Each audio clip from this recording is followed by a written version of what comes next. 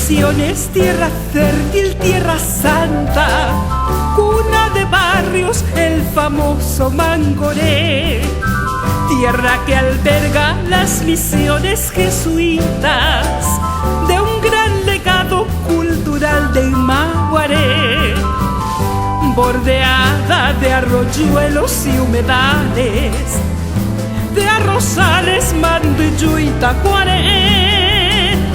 Tiene misiones, 10 distritos bendecidos, gente humilde, gente buena, laboriosa y Imbareté. En San Miguel se luce nuestra artesanía, Vishu, polví y poncho de Ovellaragüe. Santiago vibra con su fiesta misionera, con goma de potros, tobín y dulces purajé. ¡Viva Misiones!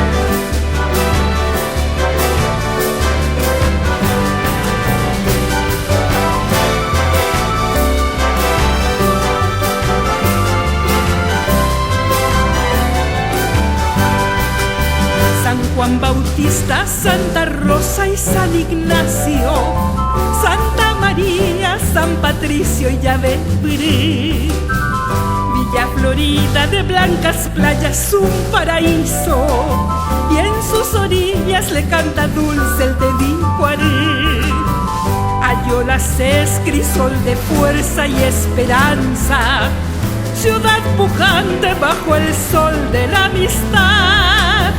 Tierra de luz, Yacyretá, Omimbipaba, energía que une pueblos a través del Paraná.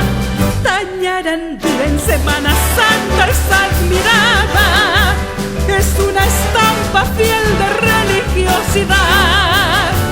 Tierra de Coqui Ruiz, orgullo misionense, del bello retablo que presentó a su santidad.